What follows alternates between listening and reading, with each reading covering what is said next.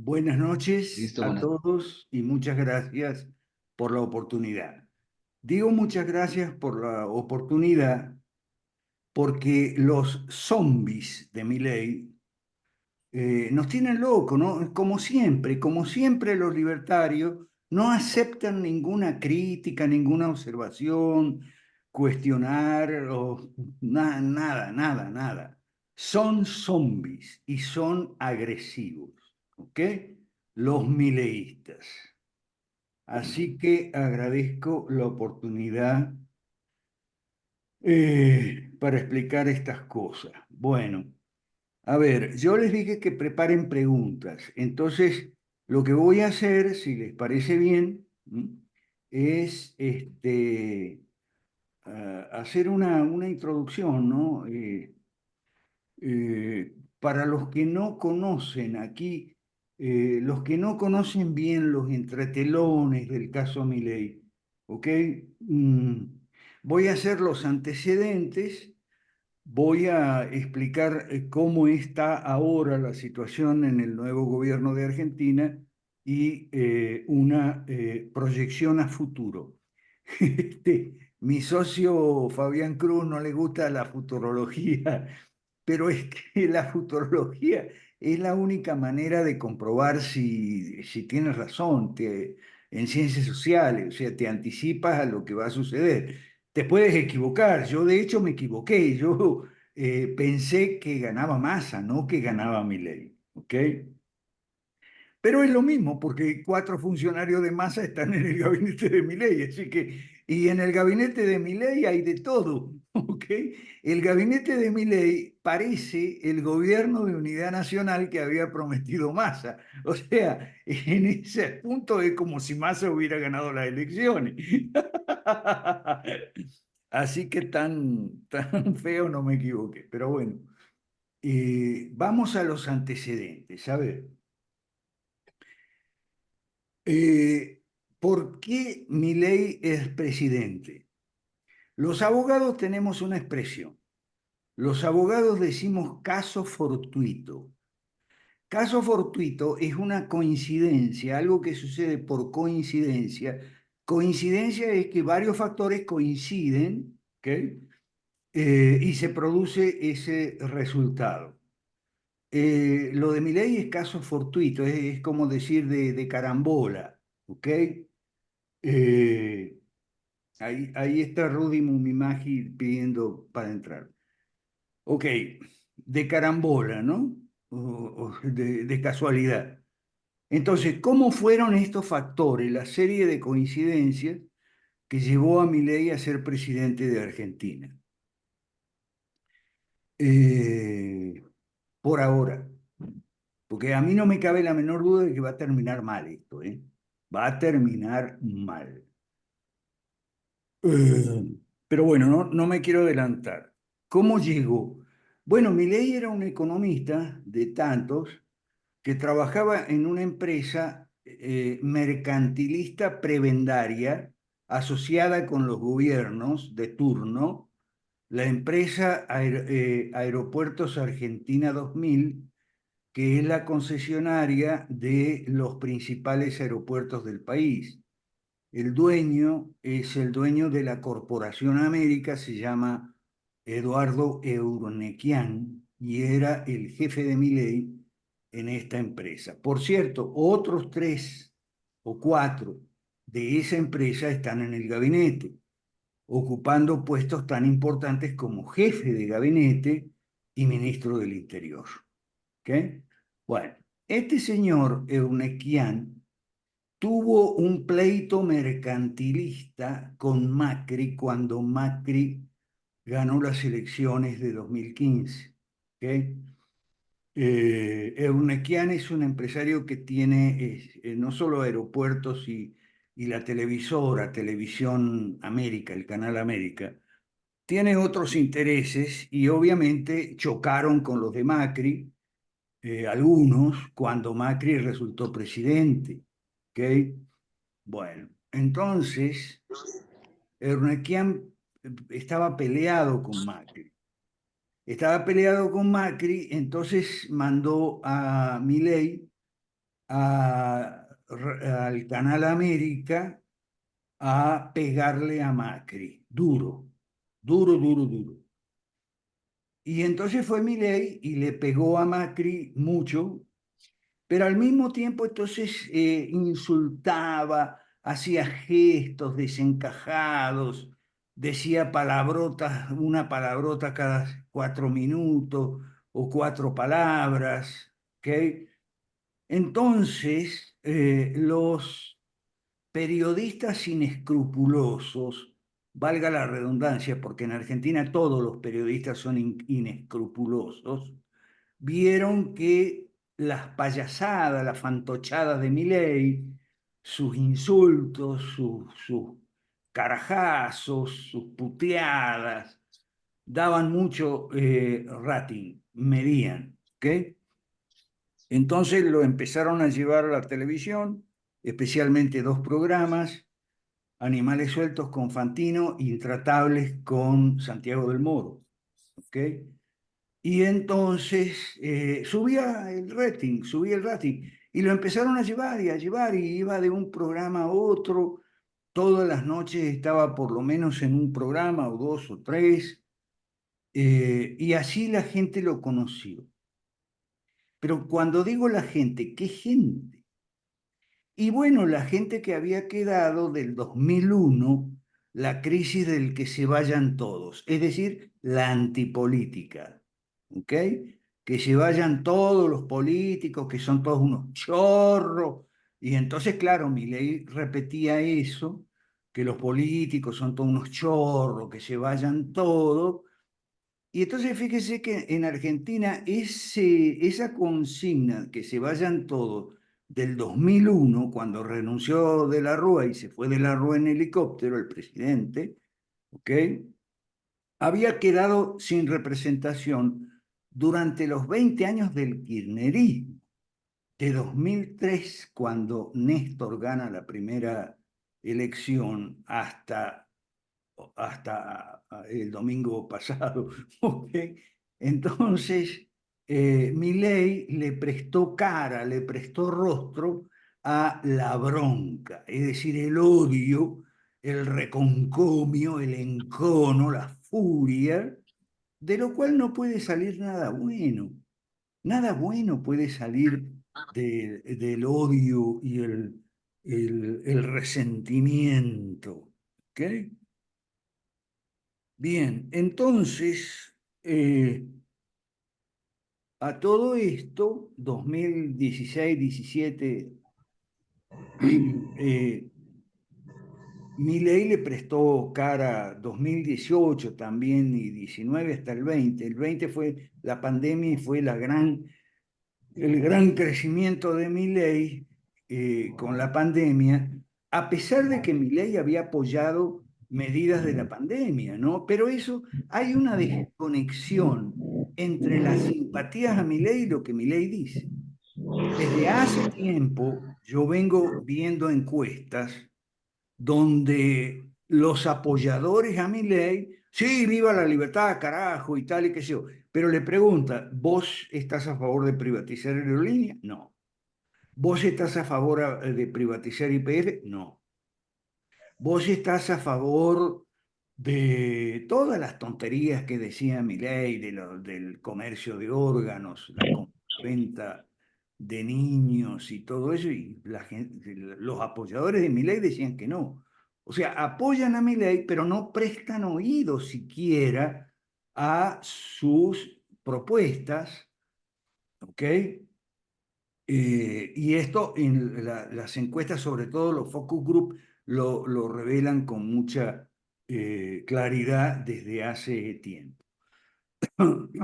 Bien, a todo esto, ya desde antes de la pandemia, los peronistas, y no se dejen engañar con eso de peronista kirchnerista, es lo mismo. O sea, el peronismo se recicla, se reinventa, coge un nuevo líder cada tanto, que le da un nuevo rostro y a lo mejor le da nuevo contenido ideológico, por lo menos un poco, ¿ok? Y así como tuvimos kirchnerismo, del kirchnerismo habíamos tenido menemismo, ¿ok? En fin, los líderes cambian, pero el peronismo sigue. Y cada líder le pone su apellido al peronismo. ¿Ok? Pero entonces los peronistas empezaron a ver que Milei le iba a quitar simpatías, todavía no se hablaba de candidatura, simpatías a Juntos por el Cambio, y que podía romper Juntos por el Cambio. Entonces los peronistas lo empezaron a ayudar a Milei de mil maneras, ¿ok? De mil maneras, y lo siguen ayudando hasta ahora. ¿Ok? Lo que pasa es que en el peronismo siempre ha habido una conducción vertical y una parte del peronismo que no adhiere a la conducción jerárquica y vertical. Últimamente la jefa era Cristina y tal, pero quedaron peronistas ahí sueltos como siempre, en otra parte como Schiaretti y demás, que no obedecían a la conducción jerárquica y vertical. ¿Ok? Y entonces, bueno, al principio todos los peronistas ayudaron a Milei de mil formas, porque todos los peronistas entendieron que podía romper Juntos por el Cambio. Y es lo que pasó. ¿Ok? Es lo que pasó. Entonces, lo ayudaron de mil maneras. En las PASO, por ejemplo, bueno, sí, le acarreaban, le cuidaban los votos, le reemplazaban las boletas cuando se acababan las boletas, y Milei en las PASO dice que ganó las PASO, el más votado. Sí, pero con muy pocas diferencias. Milei, Massa o sea, el peronismo y Juntos por el Cambio llegaron prácticamente empatados. Pero bueno, inflaron el globo ahí. Milei es el que ganó. Milei, el más votado. Bla, bla, bla. Inflaron el globo, sobre todo en las redes sociales, muy de inflar el globo, especialmente en TikTok y demás, ¿ok? Muy, muy de inflar el globo. Y entonces, bueno, Milei resulta presidente por caso fortuito, porque quienes votan por Milei y lo hacen presidente en la segunda vuelta. Y el voto bronca, lo mismo que en la primera vuelta, el voto bronca, el voto odio, el voto hastío, cansancio, el voto protesta, más el voto gorila. Gorila es el antiperonista furioso. Yo lo he aclarado muchas veces. Yo sé la diferencia que hay entre ser antiperonista y ser gorila. ¿Ok? Gorila es el que le pone odio al asunto. Y yo me acuerdo porque mi santa madre, que Dios la tenga en su gloria, era gorila, gorilaza. Mi papá no, mi papá era antiperonista, pero no era gorila. Bueno, entonces, resultó de esa manera mi ley presidente. ¿Ok? Ahora, esos son los antecedentes. Para caracterizar el momento de ahora, ¿cómo es? Y bueno, el problema de ahora es que Milei debería hacer dos cosas y él no tiene clara la diferencia entre esas dos cosas, porque el otro antecedente que hay que poner es Milei es libertario. El libertario es un ser bruto, ignorante, ¿ok? Pero muy ruidoso. Bueno, los que han leído lo han leído a Rothbard, pero los demás no han leído a Rothbard, pero igual el anarcocapitalismo y toda esa tontería payasa, ese mamarracho ideológico del anarcocapitalismo, esos son los libertarios. Y son los que acompañaron a Milei desde la primera hora y ahora resulta que Milei los tiró afuera. ¿Ok? Milei tiró afuera a Giacomini y después tiró afuera al pibe Marra. O sea, Milei es muy traicionero, ¿eh? Muy, muy traicionero. ¿Ok? Y para mí, moralmente, Milei es un canalla. ¿Ok? Porque lo que le hizo a su ex profesor, un economista muy bueno que se llama Carlos Rodríguez, es una canallada. Carlos Rodríguez fue al programa de Novarecio, que es homosexual. Entonces Novarecio le puso el peine de los homosexuales y el pobre profesor pisó el peine y se quemó con los homosexuales y tal. Y Milei, en lugar de defenderlo, lo atacó y le dijo a Novarecio, no, ese ya no está más en mi equipo porque una persona así homofóbica no puede estar en mi equipo y demás. Con lo cual es una canallada. Por eso yo, para mí, moralmente, Milei es un canalla. ¿Ok? Ahora, es un canalla astuto. Por ejemplo, ahora no se ha dejado, ahora se quiere apoyar no solo en el macrismo, el PRO, sino también en el peronismo, para no depender exclusivamente de Macri. O sea, es un canalla astuto, porque se puede ser canalla y astuto. Y también se puede ser canalla, astuto, y se puede ser demente, que ese es el otro rollo de Milei. Son dos dementes, los dos hermanitos. Son dos dementes, los dos.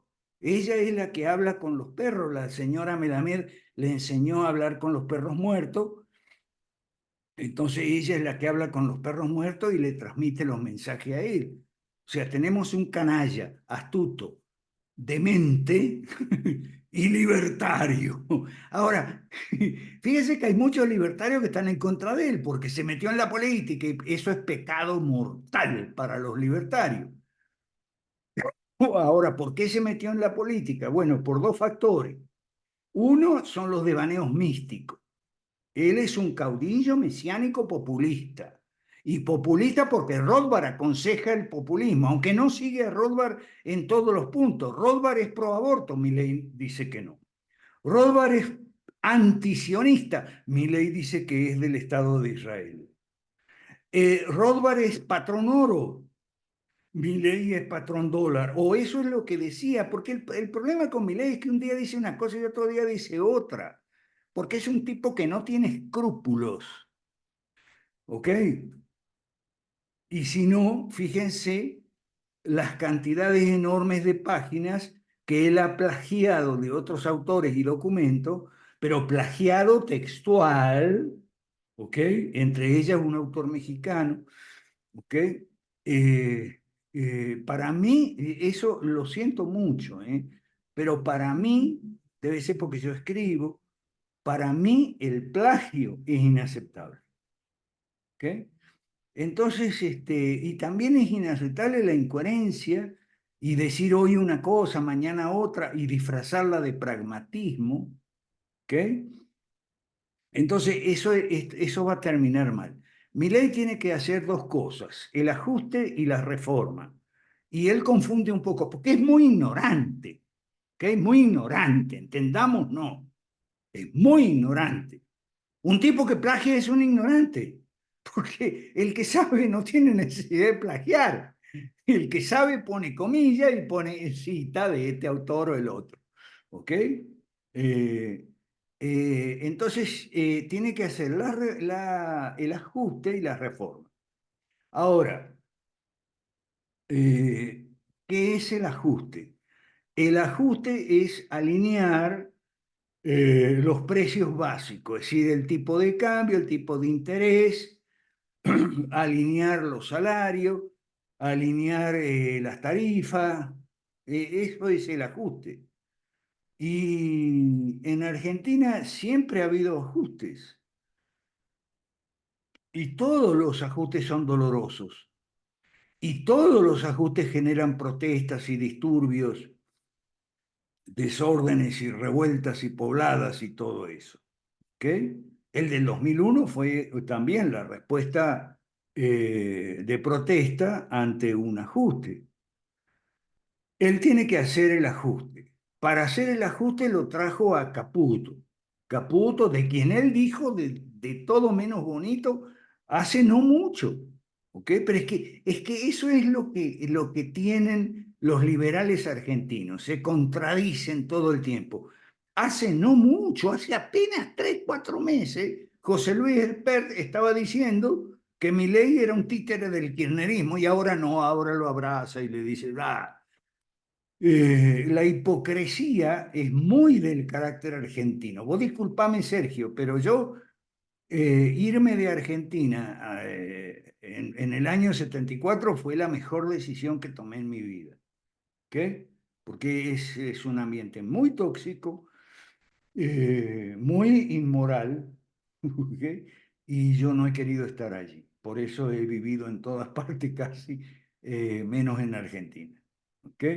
La hipocresía es mucho de Argentina, muy, muy, muy argentina. Y la ignorancia también. Sarmiento decía que la palabra argentino se escribe con las mismas letras que ignorante. Sabía lo que decía. Sarmiento fue un presidente argentino del siglo XIX. Entonces, eh, el ajuste es lo fácil, la reforma es lo difícil, porque el ajuste implica, se puede hacer a decretazos. En cambio, para las reformas estructurales, hay que meterse en las leyes, hay que derogar las leyes malas o corregir, o sea, algunas derogarlas y otras corregirlas severamente.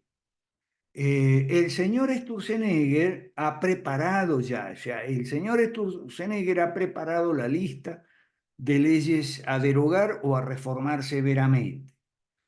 Eh, Él y su equipo, por lo que sé, no son mala gente, no son ignorantes.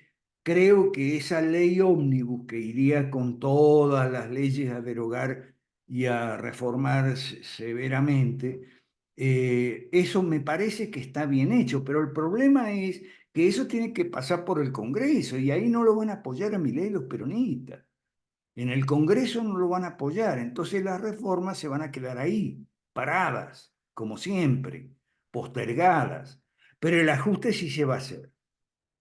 Entonces, porque eso es más fácil, eso con unos decretos y una movida del Banco Central y del Ministerio de Hacienda, eso, el ajuste cae en la esfera de poder del Ejecutivo, mientras que las reformas estructurales son tarea principalmente del Congreso, del Parlamento, del Legislativo, como le dice.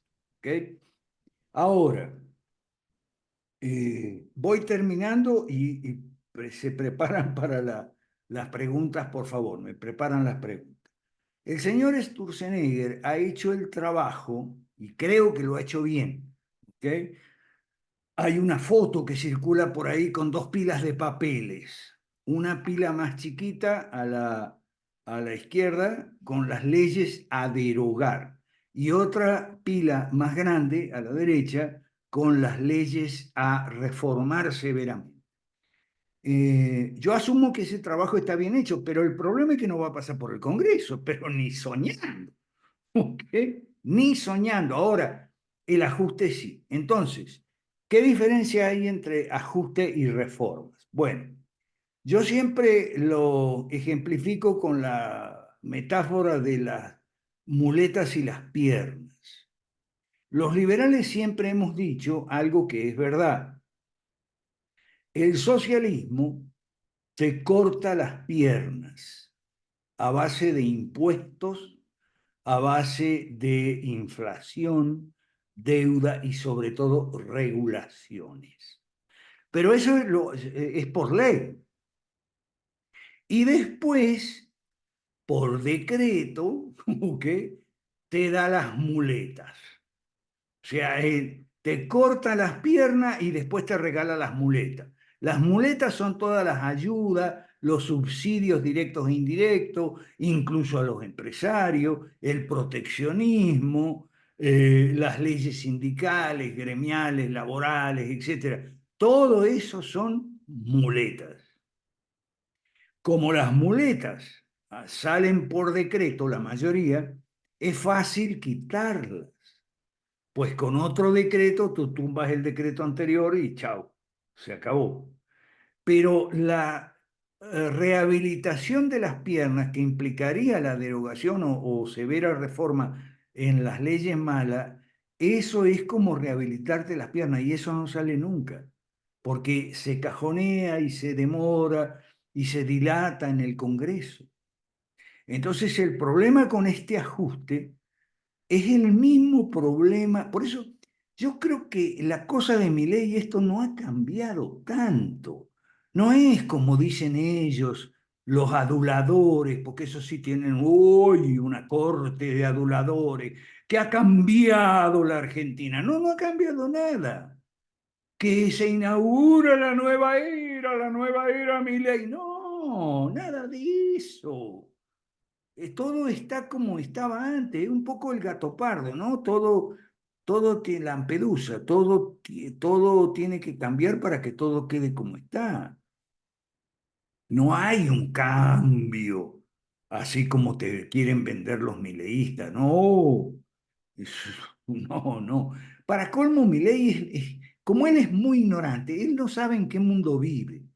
Entonces, por un lado, hace alianza con la nueva derecha antiglobalista, europea principalmente, ¿ok? Pero por otro lado, dice que es de Estados Unidos e Israel, que es el globalismo. ¿Y eso por qué? Por la ignorancia, es un ignorante, es más ignorante que un adoquín, por Dios, no tiene la menor idea, está improvisando, está imitando comportamientos. Es como yo digo, el libertario siempre odió la política, por eso entonces jamás se interesó en política, jamás estudió transitología, jamás se preocupó en edificar un partido político y más bien nos sabotea a nosotros constantemente cuando tratamos de hacer un partido político para que le dé piso político a la reforma, cosa que mi ley no tiene. ¿Ok? Entonces, ¿qué es lo que sucede? Bueno, sucede todas estas contradicciones, estos vaivenes, estas idas y vueltas, porque que nos traen a nosotros mala opinión. A los liberales quedamos mal, así como quedamos mal con los gobiernos neoliberales de los 80, 90 y más allá, más acá, ¿ok? Por todos sus fracasos.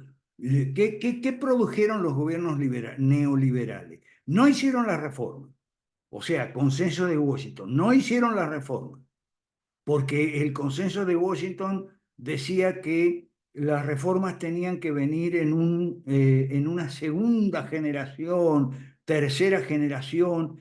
Eso que Milei repite como loro, bueno, eso está en el consenso de Washington, pero nunca vinieron esa segunda y tercera generación. Nunca se hicieron las reformas estructurales en la justicia, en la educación, la salud y otras puntos claves que señala John Williamson, el padre del consenso de Washington, en documentos de 2002 y 2003 que nosotros se los acercamos al doctor, sí, al señor presidente del Perú cuando salió electo Kuczynski. Y le preguntamos a Kuczynski, porque le acercamos una carta y le dijimos, oiga, usted firmó estos documentos con John Williamson diciendo que había que hacer reformas estructurales. ¿La va a hacer o no? ¿Por sí o por no? Y la respuesta de él fue, se hará lo que se pueda. No pudo hacer nada, ¿ok? Y lo tumbaron. Y eso puede pasar con Milei. O sea, no hace nada y lo tumban. Eh, entonces, ¿qué más? Ajá. Bueno, y es porque esta gente no ha estudiado, son gente ignorante, no tienen lecturas. Por ejemplo, los batalladores culturales no han leído nada, no saben que la batalla cultural no es cultural, es política y más específicamente legislativa, porque la cultura responde a los incentivos positivo y negativo, o sea, zanahoria y garrote, la cultura es la respuesta a los incentivos puestos en las leyes. ¿Ok? Por eso yo hice el libro Las leyes malas en 2008 y se publicó en 2009. ¿Ok? No hay nada de batalla cultural. Están equivocados. La batalla es política y más específicamente legislativa. ¿eh? Como también están equivocados los economistas liberales. Los economistas, una forma de entender esto es la siguiente, mire, un economista liberal llegó a ser presidente de Argentina. Pero ¿qué es lo que han hecho los economistas liberales todo el tiempo desde hace 40 años que los conozco? Y no quieren entender que el problema no es económico, es político, si bien con desastrosas consecuencias económicas. Entonces se concentran en la economía, desatendiendo, ignorando completamente el problema principal del estatismo, que es político, no es económico. Las consecuencias son económicas. Entonces, cuando pretenden poner o promover o proponer soluciones de mercado, soluciones de mercado. Sí, por favor, el micrófono. Micrófono ahí, Gonzalo Peña. Micrófono, por favor. Gracias. Entonces, cuando promueven soluciones de mercado no a los problemas de inflación, desempleo, pobreza, miseria, etcétera, entonces, soluciones de mercado, no son soluciones de mercado, son parches y remiendos que en cierto modo se podrían entender algunos de ellos, otros no, como de mercado, pero no son soluciones, son parches y remiendos. Bueno, o entonces, un economista de estos que no pasó por ningún estudio en Estados Unidos ni en Europa, ¿ok? Él por eso no habla bien inglés, ¿ok? Entonces, uno de estos fue lo suficientemente audaz como para llegar a ser presidente con una serie de factores que llamamos casos fortuitos. Bueno, señores, en media hora llegamos, ¿ok? Bueno, ahora vamos con preguntas. Sí, trabajó con Massa, por supuesto. Con Diana Mondino pasó algo similar. Bueno, hay gente, pero es lo peor de todo, es que es gente terca, ¿ok? Cuando tú le señalas alguna debilidad, cuando tú le cuestionas algún punto, se molestan y siempre le echan la culpa al otro. Le echan la culpa a los zurdos de mierda, al peronismo, al kirchnerismo, nos echan la culpa a nosotros y demás, siempre tienen esa mala costumbre y van a seguir así, ¿ok? Eh, lo- eh, este gabinete, que es pura casta, ¿eh? Este gabinete es pura casta, es el primer gabinete, ¿ok? El del ajuste. Porque cuando vengan las protestas por el ajuste, lo más probable es que cambie este gabinete. ¿Ok? Y si siguen las protestas, va a pretender disolver el Congreso, ¿eh? Como Pedro Castillo en el Perú, que cambió 5 veces de gabinete y al final decidió, bueno, disolver el Congreso y bueno, terminó preso. Ok, vamos ahora entonces con preguntas. Voy a dar la palabra según los tengo aquí arriba de la pantalla. Primero está Sergio Lobrich. Dele micrófono a Sergio, a ver. Gracias, uf, cuántas cosas. En un momento hiciste un comentario y no entendí bien o no sé bien tu postura con respecto a esto de la futurología, ¿no? Pero más allá de eso, mi pregunta, si bien en esto último que a lo que aludiste fue respondida, pero en base a todo este análisis, ¿cómo ves el futuro cercano, ¿no? A 3 meses, 6 meses, un año. Hoy particularmente aquí en Argentina, eh, nada, una de las cosas que me imagino que en las que van a apoyarse es en el tema de seguridad, en un acto descubrieron que un botellazo lanzaron Sí, al aire.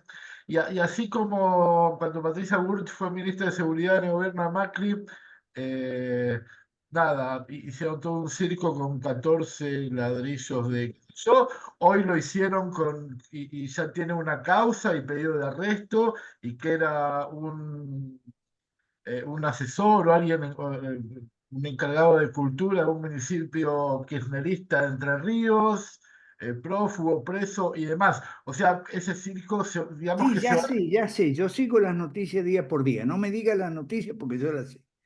Ok, ok.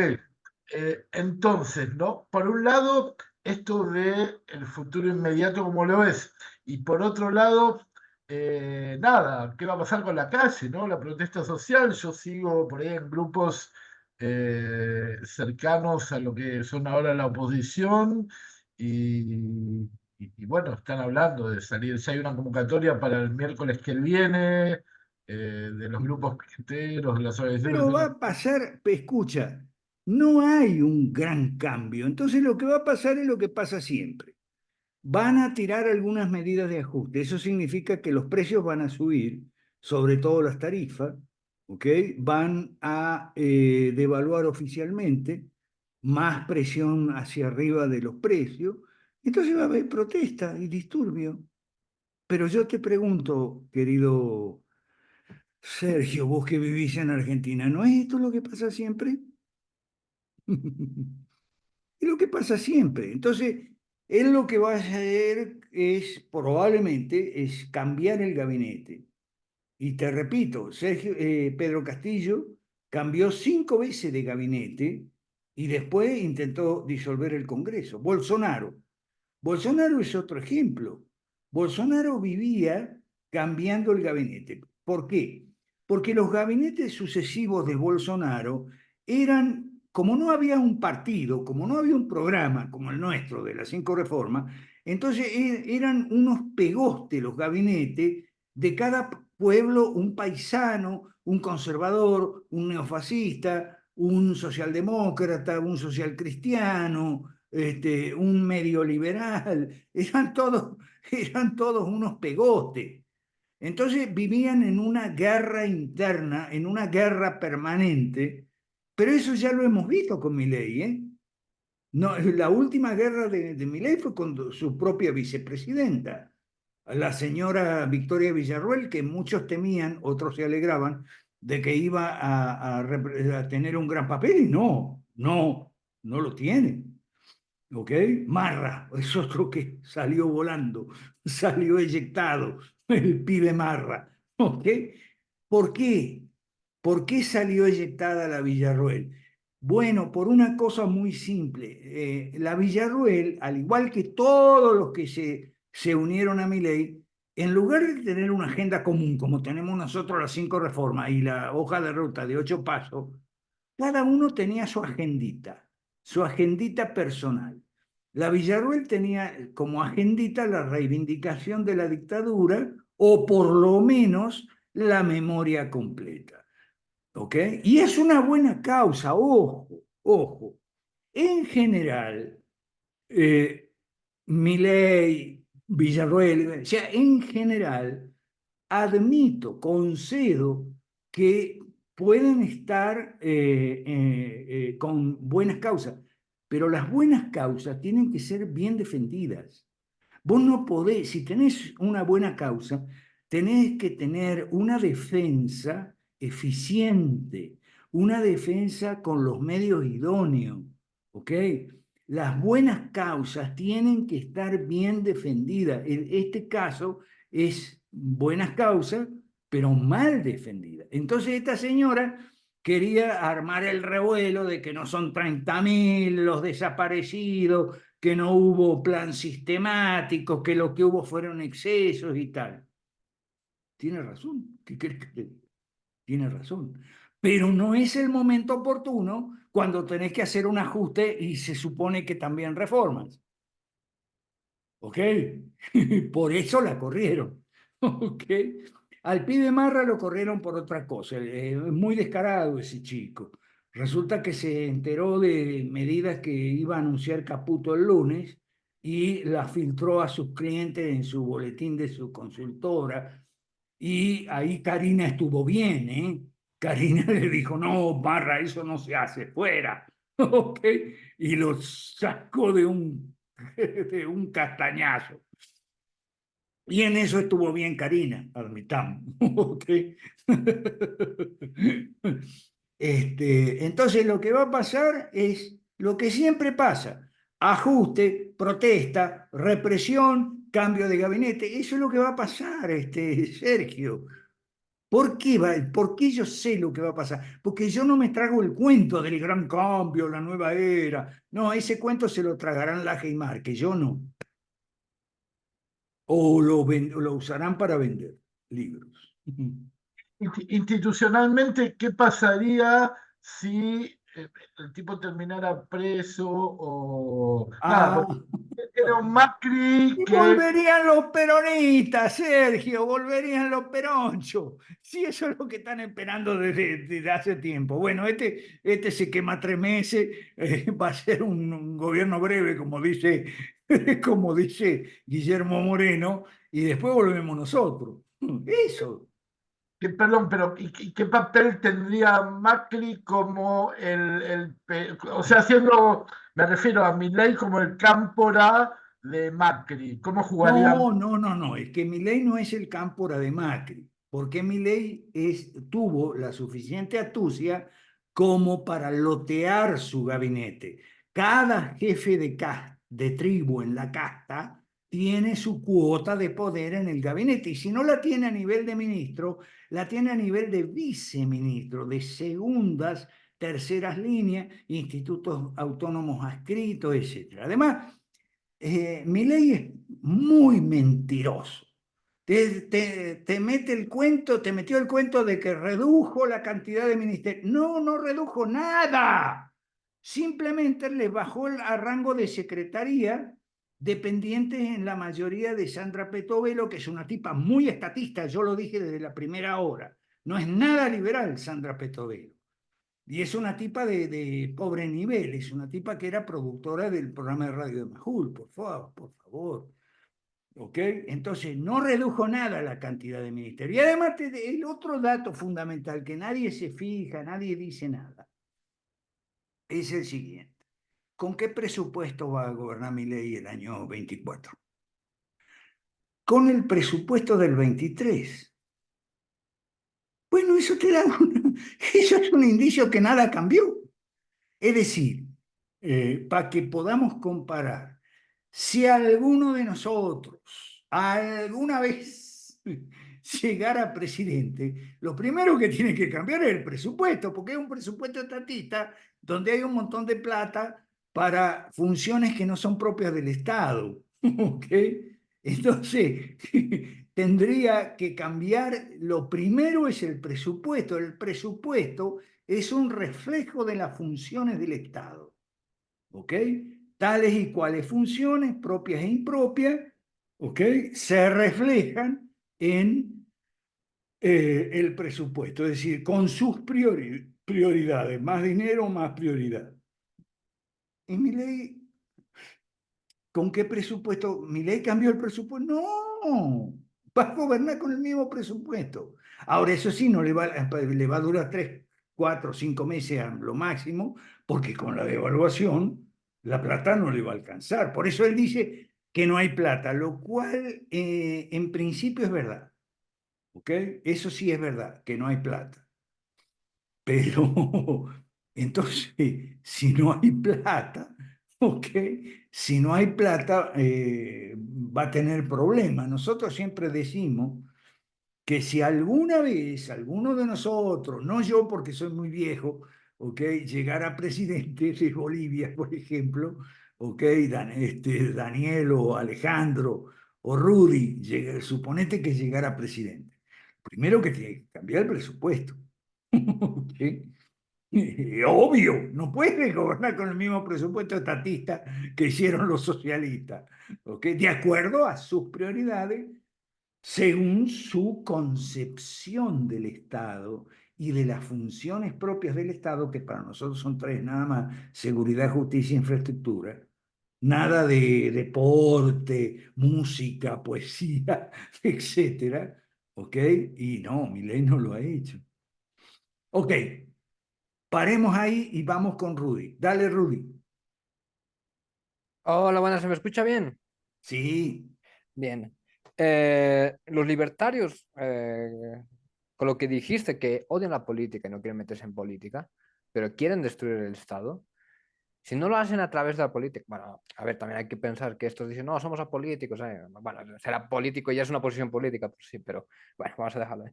Eh, ¿qué sería la alternativa? Porque es una alternativa de violencia, porque la política está precisamente para evitar que nos matemos unos a otros. Ah, se ve que vos estás. Buen estudiante, buen estudiante. Correcta la respuesta del estudiante. Si no hay política, lo que hay es violencia. Por eso, si no hay política, nosotros lo hemos enseñado. Por eso digo yo, buen estudiante. Si no hay política, lo que hay es violencia. ¿Mm? Si no hay democracia, lo que hay es autocracia. Y si no hay partidos políticos, lo que hay son caudillos mesiánicos, populistas. ¿Ok? O sea, fíjate que Milei sí sigue a Rothbard en la recomendación de hacer populismo.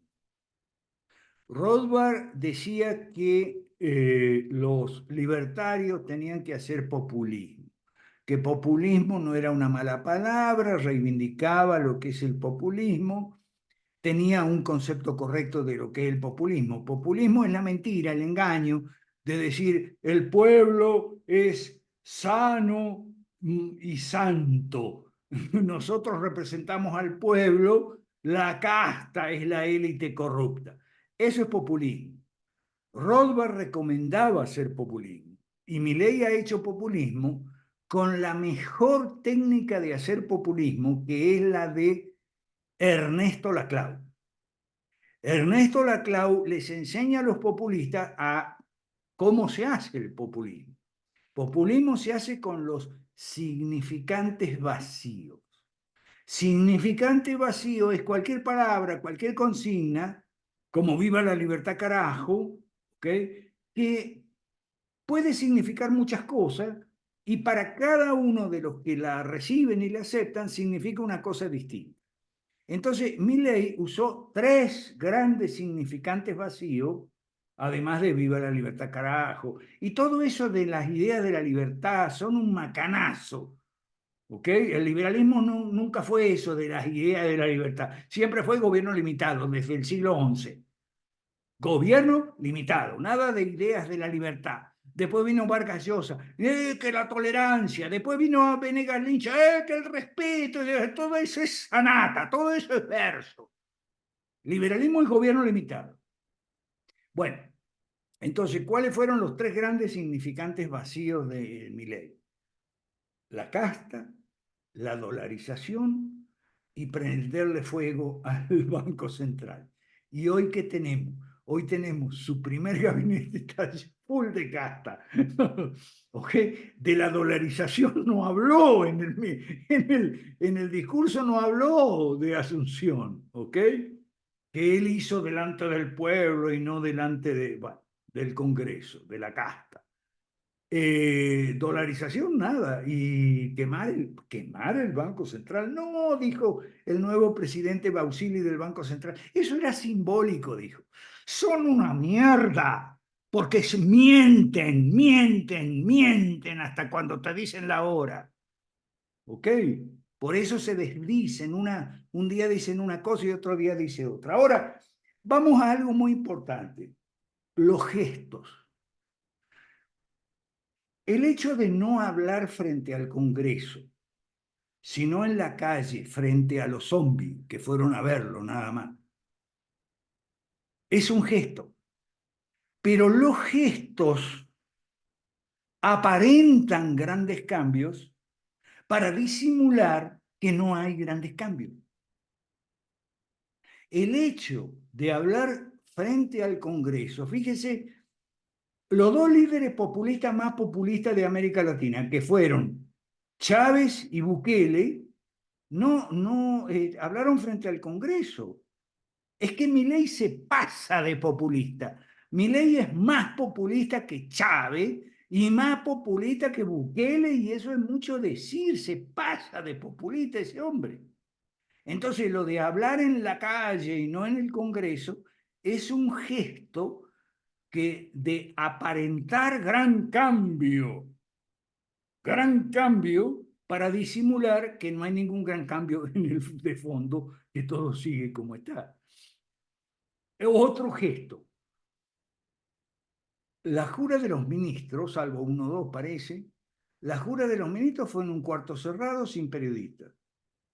Ese fue otro gesto. Gestos de cambio son hacer cosas que nunca se habían hecho, aunque estén mal, como eso de hablar en la calle y no en el Congreso, o de encerrar a los ministros en un cuarto. Pero ojo, eso de encerrar a los ministros en un cuarto para jurar delante de él nada más es algo más que un gesto para disimular, ¿no? Es un mensaje a los ministros y a la opinión de que los ministros no son lo importante. Aquí lo importante es Javier y Karina. Los ministros son desechables. Los ministros no son importantes. Por eso los encierra en un cuarto para tomarle juramento. Yo digo que para asumir un cargo de ministro en esas condiciones hay que ser muy arrastrado. Y todos son unos arrastrados.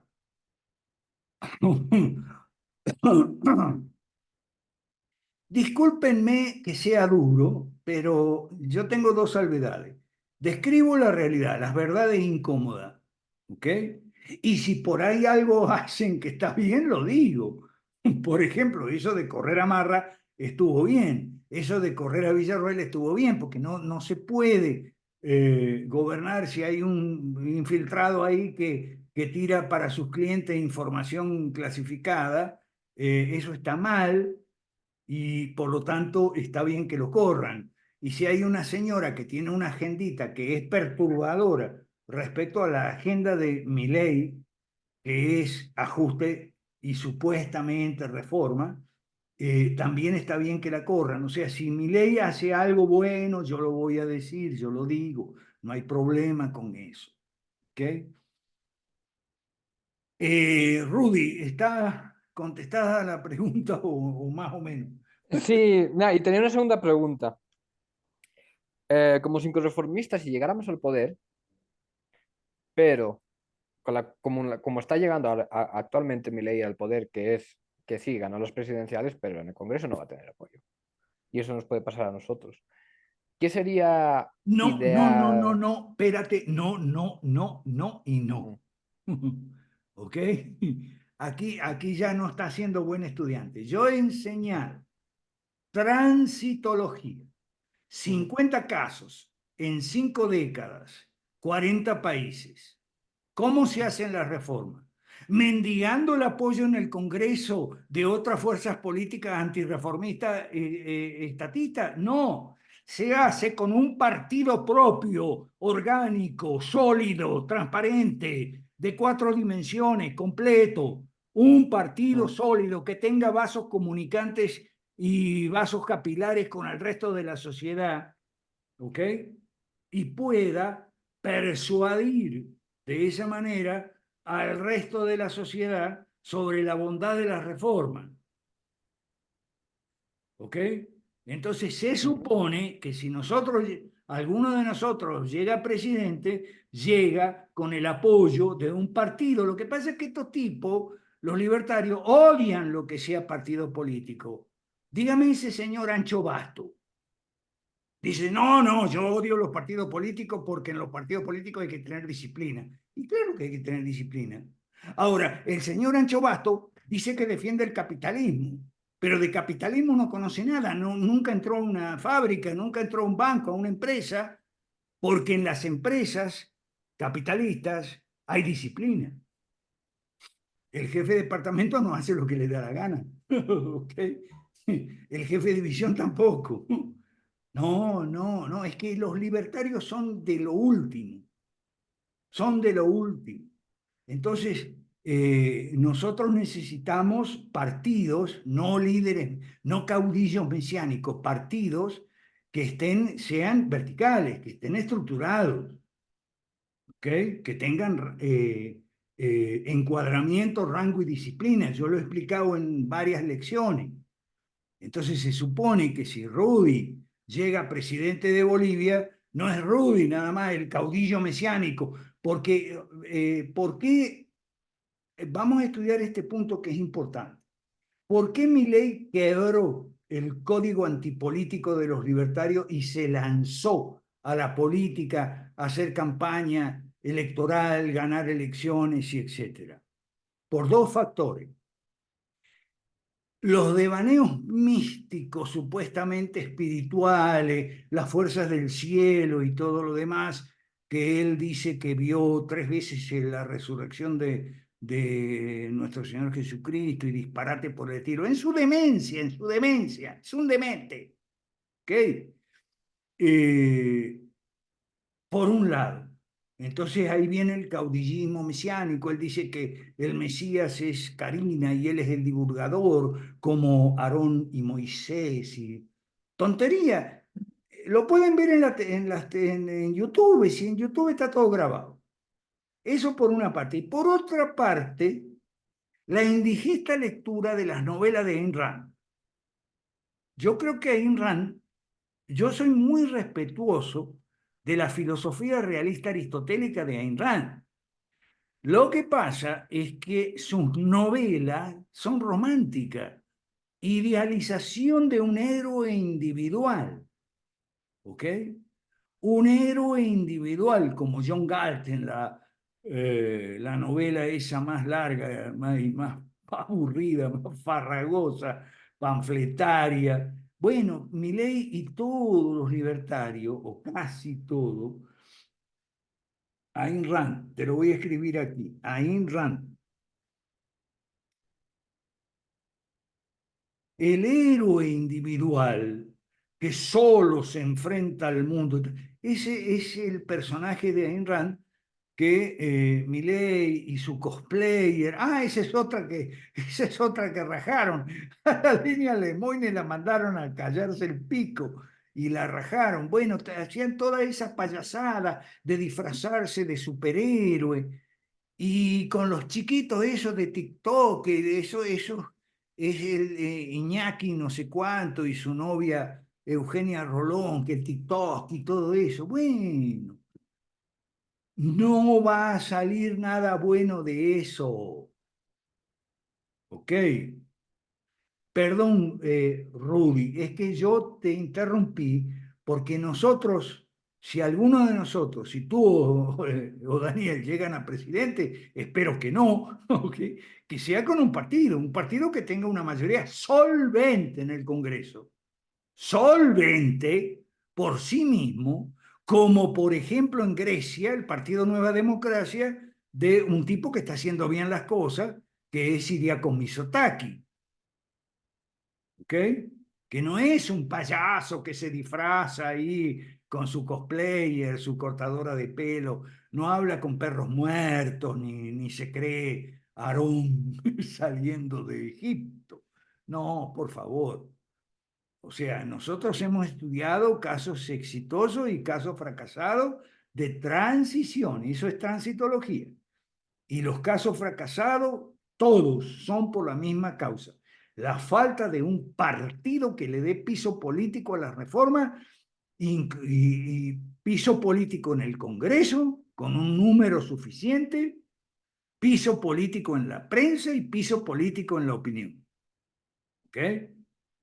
Eso es la precondición fundamental para que las reformas liberales tengan éxito, las reformas estructurales, y se dé el cambio de sistema, ¿ok? La transición del estatismo al capitalismo. No, con Milei no hay nada de eso. Rudy, ¿estamos bien ahí o no? Sí, sí, sí, estamos bien, estamos bien. Ok. Daniel y después Manuel Alejandro. Buenas noches, profe, a todos. dos comentarios y dos preguntas. La primera era que sí, mencionaste a Ancho Bastos, pero dentro del hipócrita del mundo de los libertarios, creo que el que se gana el trofeo es sin duda Huerta de Soto, Oh, para compatriota aquí de Rudy. No, no, increíble. O sea, el tipo raja durante años para nosotros, para los liberales clásicos, raja para la política, sale Milei y lo felicita. O sea, cómo se cuelga la medalla el hombre, increíble, increíble.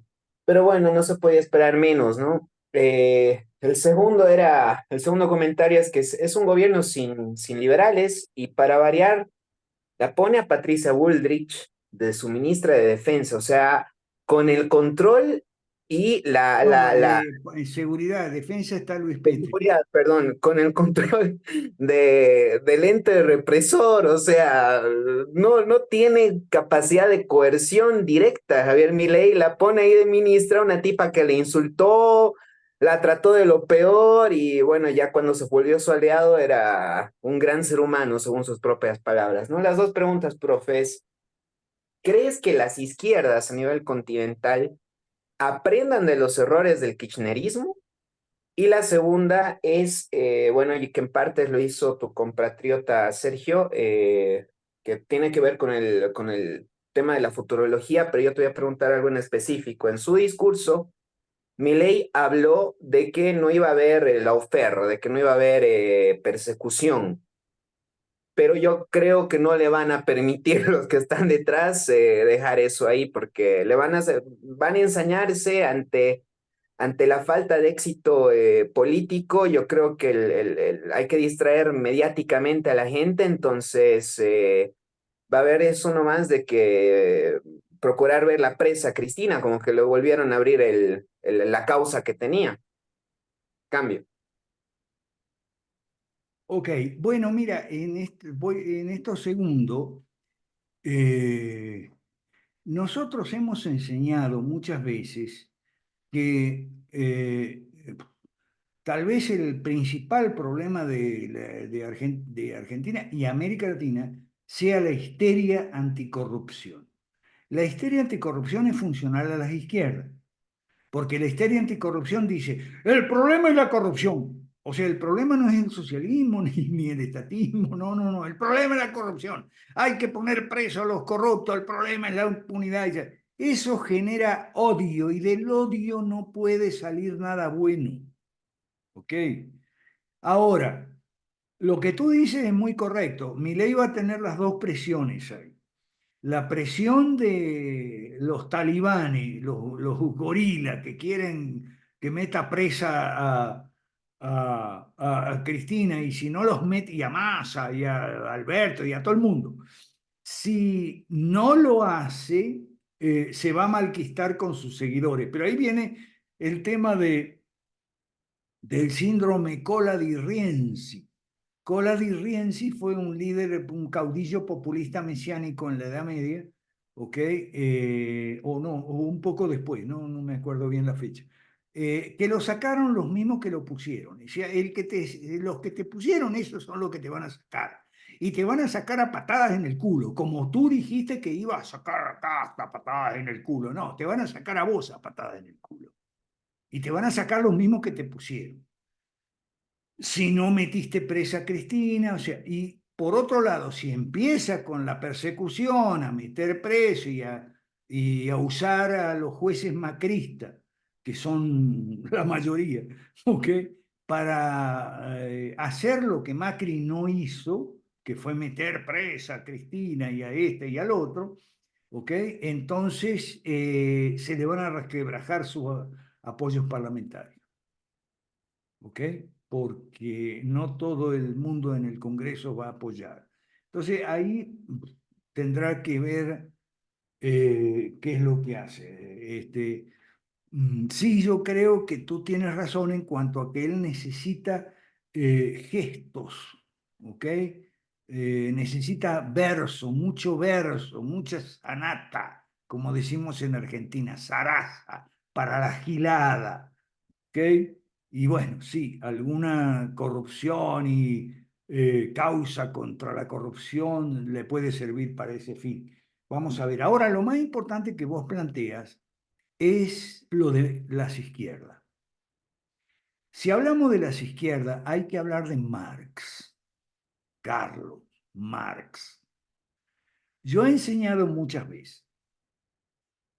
Primero, déjense de joder con eso de que Marx fue un vago, borracho, nunca trabajaba y dejó morir de hambre a sus hijos.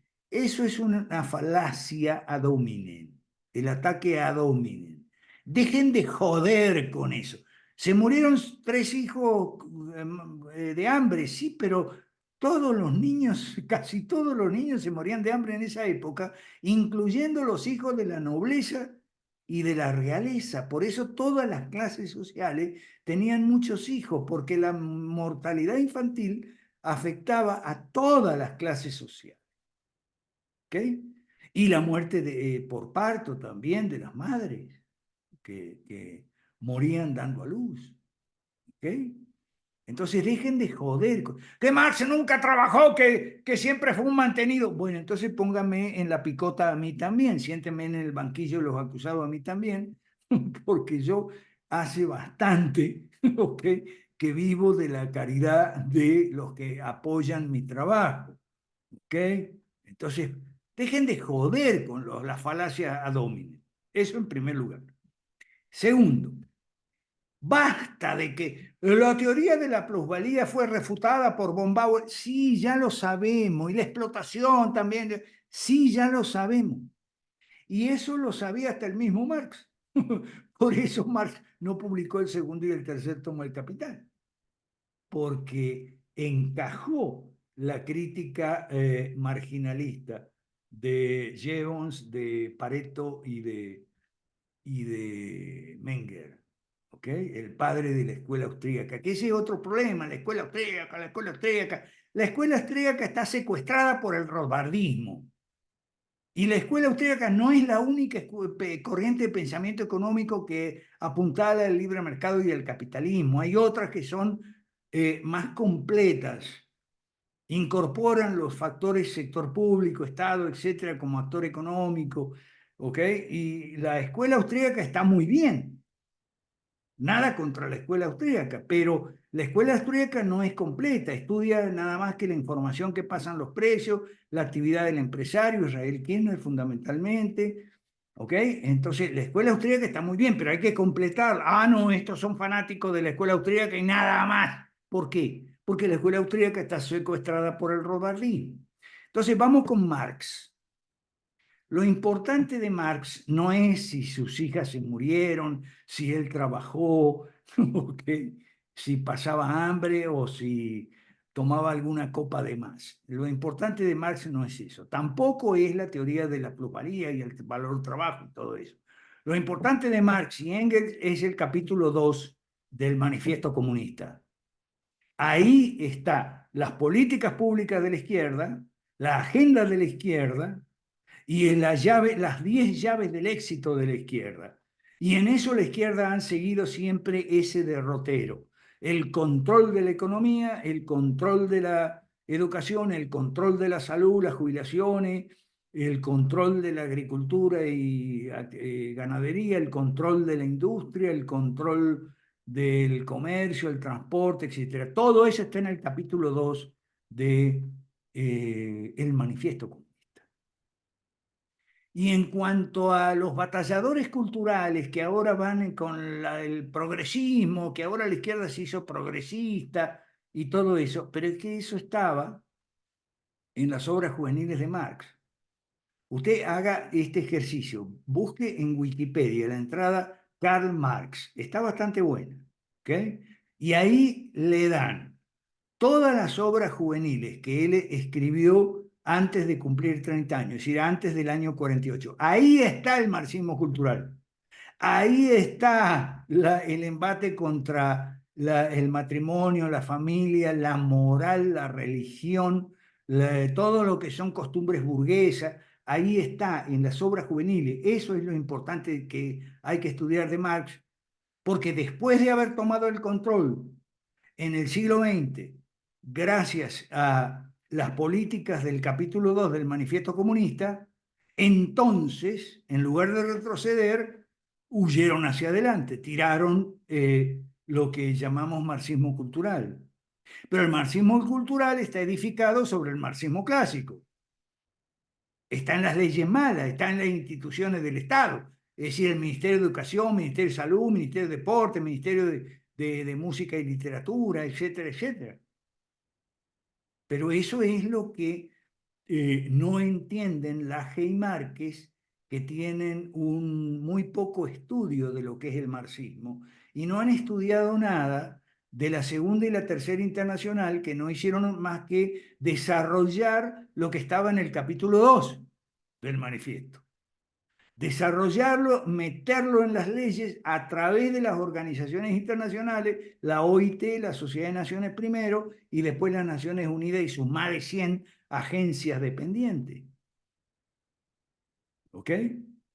Entonces, eso es muy importante, por eso yo quería que esta sesión se grabara, porque la voy a pasar por ahí para entender por qué nosotros en el Centro de Liberalismo Clásico y en la Academia Cristiana de Ciencias Políticas estudiamos muy a fondo Marx, Engels y el marxismo y la Primera y Segunda Internacional y cómo la agenda del capítulo 2 del manifiesto se fue haciendo ley. Y la ley es lo que genera o produce la cultura. La cultura es otra respuesta, la respuesta cultural, o sea, de los principios, valores, ideas y conceptos a los incentivos de las leyes. Y eso, como muchas otras cosas que nosotros estudiamos, está en la Biblia.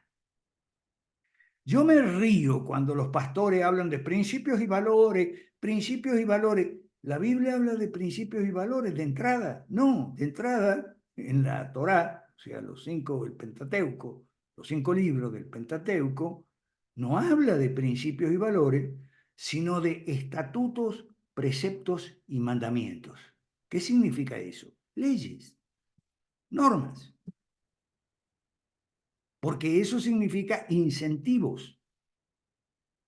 Y la cultura responde a los incentivos. Cuando los incentivos son perversos, tenemos una cultura del ocio, ¿ok? De la holgazanería, de la dependencia del Estado, ¿ok?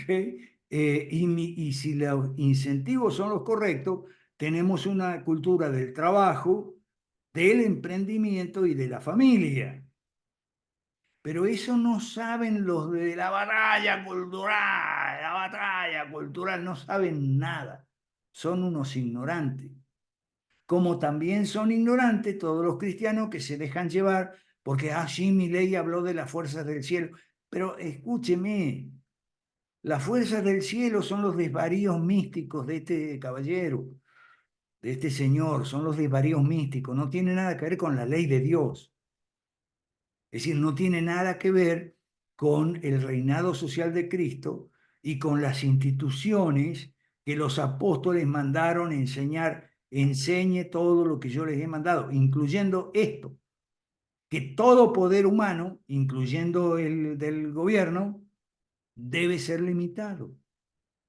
Debe ser limitado el poder del gobierno, por eso gobierno limitado es la divisa del liberalismo clásico.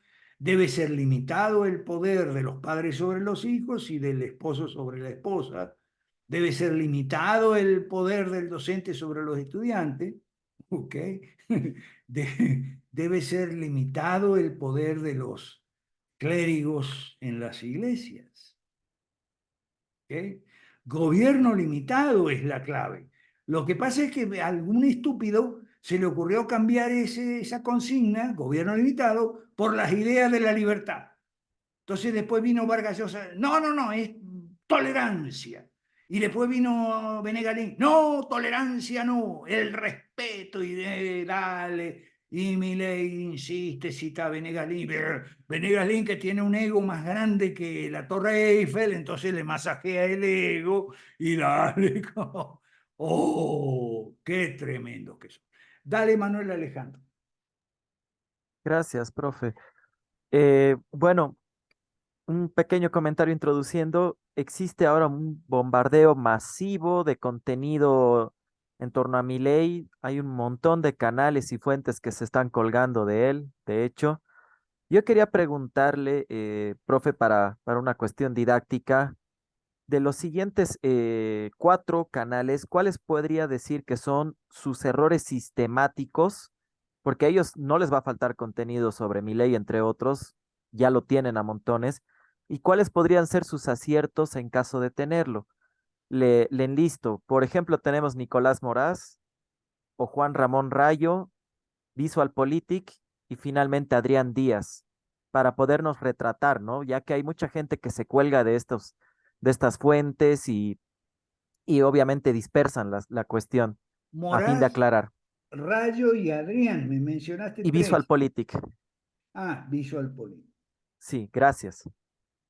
Yo te voy a añadir dos más, que es importante, que son críticos. Maslatón y Giacomini, que fue el que escribió los libros sobre con Milei. Bueno, vamos por parte. Nicolás Moraz es un tipo demasiado escandaloso, ¿ok? Y muy conspiranoico, pero tiene su lado bueno, ¿ok? Su lado bueno es que tiene mucho dato también. Entonces, yo lo miro siempre, pero lo miro con filtro, ¿ok?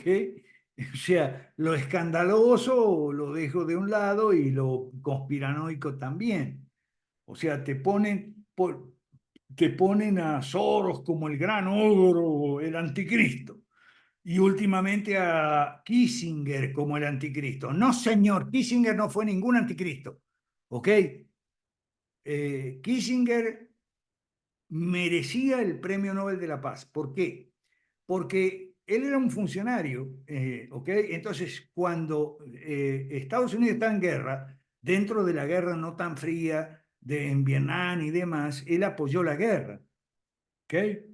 Pero después detuvo y siguió deteniendo hasta el último día de su vida, y ese es su gran mérito, a los militaristas neocones porque les dijo, señores, la Guerra Fría ya terminó, estamos en otro mundo, ¿ok? Porque el otro gran mérito de Kissinger fue, por empezar, hay que estudiar, no se puede hablar de Kissinger sin hablar de Morgenthau, que fue su maestro, ¿ok? Morgenthau fue el maestro de Kissinger en cuanto a el equilibrio de poder como garantía de la paz. O sea, que no haya una sola potencia que dicte su voluntad al mundo. Eso se llama antiimperialismo. Y Kissinger fue. Cuando él se enfrentó con el bloque del Este, era porque el bloque del Este tenía un proyecto de dominación mundial. ¿Ok? Entonces, hay que estudiar los libros de Kissinger, El mundo restaurado y Los caminos de la paz. Pero esta gente no ha leído nada de Kissinger. Se ha tragado todo el cuento de la izquierda. Yo lo dije en un tuit. La izquierda tiene muchas y sobradas razones para odiar a Kissinger, pero en la derecha no tenemos ninguna razón para odiar a Kissinger. ¿Por qué vamos a odiar a Kissinger? Ah, pero esto, dale con su cosa. Eso en relación con Moraz. Rayo apoya a Milei, pero cautelosamente, ¿ok? No sin formular advertencias, ¿ok? Por eso yo lo miro a Rayo también, pero con criba, con discernimiento, ¿ok? El Rayo apunta su reserva desde su punto de vista, tiene su polémica ahí con Bagus y tal, y qué sé yo. Hay que mirarlo, pero con cuidado. Adrián, Adrián es para China nada más. Por eso también hay que mirarlo con cuidado. Yo de Adrián he sido amigo, habíamos quedado en que nos íbamos a reunir todos los miércoles semanalmente porque habíamos quedado en que yo le podía enseñar ciertas cosas de ciencia política, pero él no se interesó. Al 4 o 5 sesiones ya abandonó. Bueno, déjelo, haga su que haga su trabajo, que sea feliz, ¿ok? La cuestión es que hay que también mirarlo con cuidado. Lo que te diga de China, sí, está bien. Pero gracias a Dios, él es muy cuidadoso, no opina sobre cosas que no sean su experiencia en China.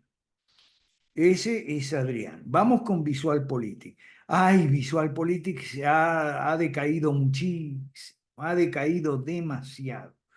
Cuando salió era algo muy bueno, muy bien documentado, pero se ha hecho cada vez más superficial y propagandístico. ¿Ok? Recuerde que en el mundo de hoy de la propaganda, es cierto que tenemos el globalismo y el soberanismo, digamos, pero en el medio hay muchos despistados que no saben, como Milei, por ejemplo, ¿ok?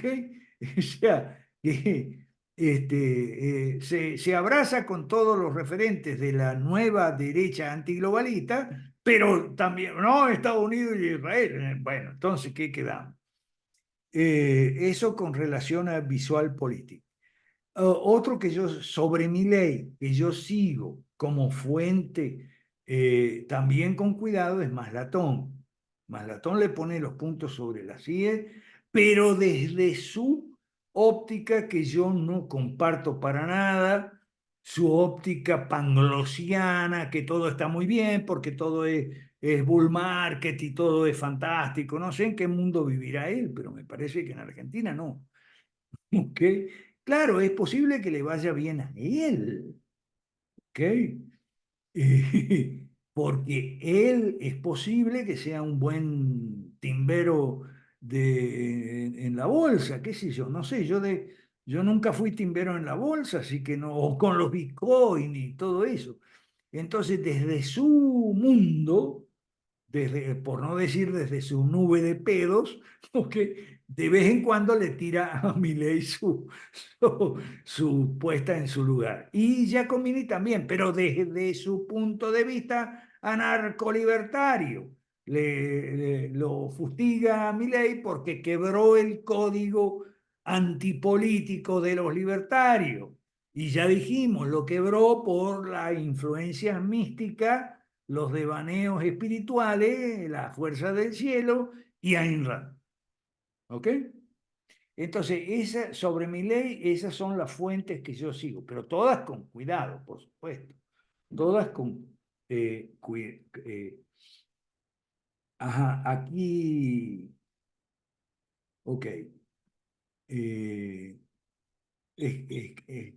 bueno, los canales dijimos, a ver, Nicolás Moraz, Juan Ramón Rayo, Adrián Díaz Marro, VisualPolitik, Maslatón y Giacomini. Escríbelo ahí abajo, porque, eh, por favor, bueno. ¿Qué más? Si hay algo más, ya estamos en la hora y media, que es lo normal que yo doy clase, así que no sé si hay algo más. Bueno, los hispanistas, ok, gracias. Los hispanistas, dice Daniel, uy, estos hispanistas son un... Ay, yo te voy a decir mi posición personal, ni hispanista ni indigenista, ¿ok? Yo no tengo leyendas doradas y tampoco tengo leyendas negras en general y en particular sobre la conquista de España. ¿Por qué? Porque los indigenistas hacen una leyenda dorada de una supuesto paraíso que vivían los indígenas aquí antes que llegaran los malvados españoles. Eso es falso, porque está documentado que muchas tribus sometidas a los 3 grandes imperios, azteca, maya, incaico, se aliaron a los españoles porque lo vieron como unos libertadores, principalmente aquí donde yo vivo en México. Entonces, esa leyenda dorada del paraíso prehispánico, yo no la compro ni regalada. Ahora, entonces después está la contraleyenda negra, la leyenda dorada de que los españoles eran una maravilla y tal. Yo no la compro. ¿Por qué? Porque se basan en algo que es cierto y verdadero. Es verdad que el imperio español, sobre todo los reyes católicos y la reina Isabel la Católica y demás, dictaban muchas normas protectoras de los indígenas. Eso es verdad. Pero el problema es que esas leyes y decretos con tantas buenas intenciones, a tantos kilómetros de distancia, los encomenderos, los conquistadores, los grandes capitanes y adelantados, y sobre todo los que... No, nada de eso. Y eso lo documenta Bartolomé de las Casas, que los hispanistas lo odian porque dicen que exageraba. Y sí, es verdad que exageraba el mismo señor, Bartolomé de las Casas dice que, bueno, que se le pasó la mano en algunos números, que agrandó ciertos números para defender la causa de los indígenas que eran muy maltratados por la gente de aquí, a pesar de las leyes que dictaban en Madrid la reina Isabel y su gabinete. ¿Está bien? Bueno, entonces esas leyendas no... Ok, ¿terminamos? Pregunto. Me parece que sí, que es prudente, salvo que alguien quiera, Sergio quiere solicitar la palabra. De última, le Sergio. ruego, solamente antes de cederle la palabra a Sergio, te quiero recordar, profe, de que existe la promesa de una reunión más. Así que Bueno, si ustedes quieren, con mucho gusto. yo quiero, si el resto te saca de tus vacaciones, de hecho te agradezco por eso, lo hacemos. Y ojalá Sergio y más compatriotas tuyos se puedan entrar, ¿no? Porque de última hacía mucha falta argentinos en Cinco Reformas. Así que bienvenido, Sergio. Adelante. Dale, Sergio. Gracias. Yo estoy en mi búsqueda tratando de entender un poco más. eh, a ver, básicamente desde los 18 años que comencé a militar, cuando empecé mi carrera universitaria, que no la terminé, estudié económicas, pero después, bueno, mi vocación es la fotografía y el cine, me aboqué a eso a mitad de la carrera. Y empecé a militar en un partido que era el partido intransigente Ah, sí, con de José Antonio Allende. Allende. Allende, Allende. Óscar Allende, Óscar Allende. Más, la única vez que voté al peronismo fue la primera vez que voté porque el viejo Allende mandó a votar a Cafiero como gobernador de la provincia de Buenos Aires en una lista eh, paralela, ¿no? Digamos, no era peronista Allende. Y siempre me creí socialista, militando en el centro de estudiantes y con las lecturas y con la enseñanza y con la bajada de línea y demás, hasta que descubrí que era liberal socialista y por eso es mi búsqueda y la estoy profundizando desde hace unos meses que a través de Jorge Paneso, bueno, llegué al material suyo, Alberto, muchísimas gracias. Por cierto, la verdad que ver a chicos como ustedes, yo tengo 57 años, bueno, me considero joven, pero verlos y hablar de si un día somos presidente, la puta, ojalá me hubiera llegado esto hace 30 años, a mí 35 años. Yo tengo una pasión también por la política, por la militancia. Me confronto y siempre terminé siendo una oveja negra y me terminaron echando de círculos religiosos, institucionales, de iglesias, ministerios y demás justamente por defender la justicia social y militando a Jesucristo. O sea, mi primera militancia fue a Jesucristo como un líder social, ¿no? Y es lo que reflejan también los evangelios. Y verlos a ustedes, la verdad que lindo. Eh, y como última cosa para cerrar, yo estoy esperanzado a mis 57 años, estoy como los presos, ¿no? Marcando así las rayitas, porque según mi ley estarían faltando 29 años, 11 meses y 28 días para ser una potencia como Alemania, por ejemplo, porque no hablo de una o generaciones, sino hablo de 30 años.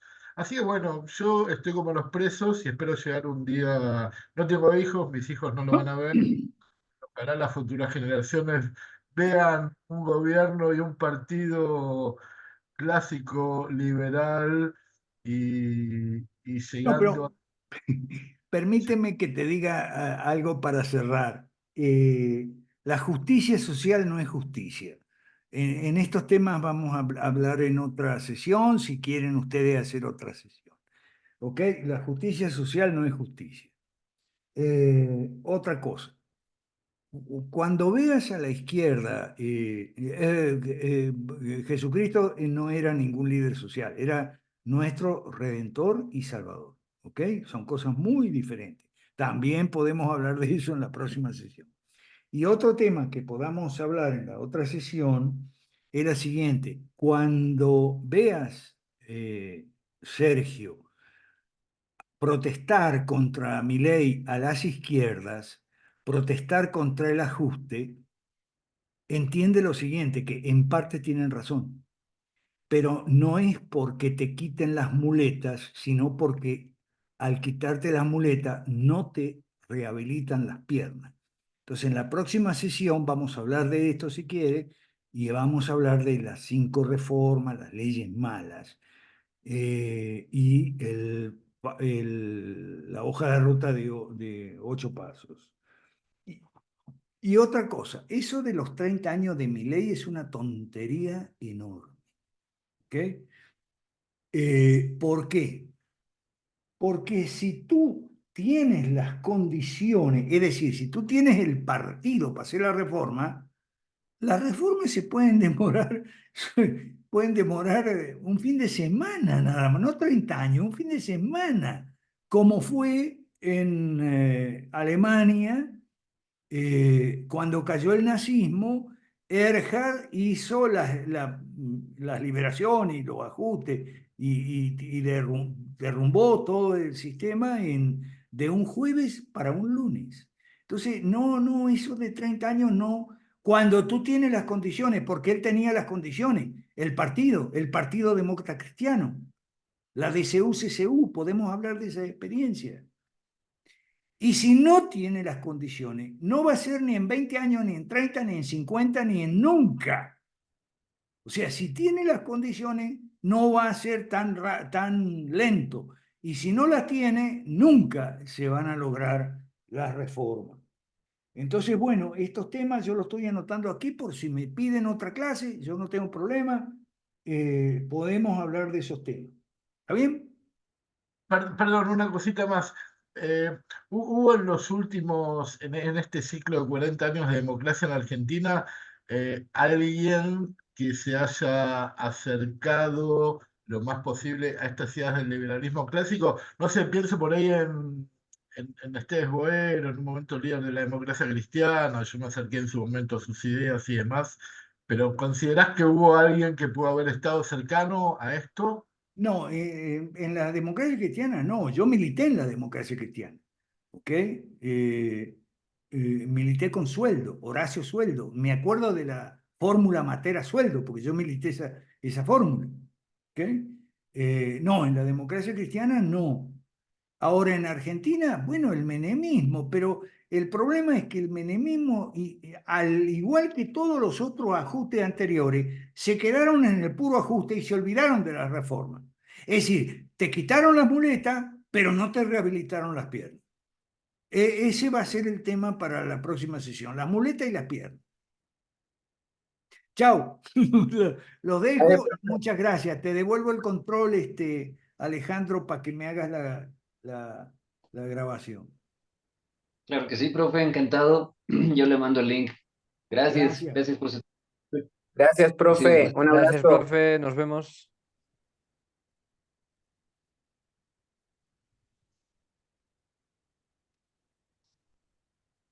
Listo, concluyó la grabación. Sí. Ok,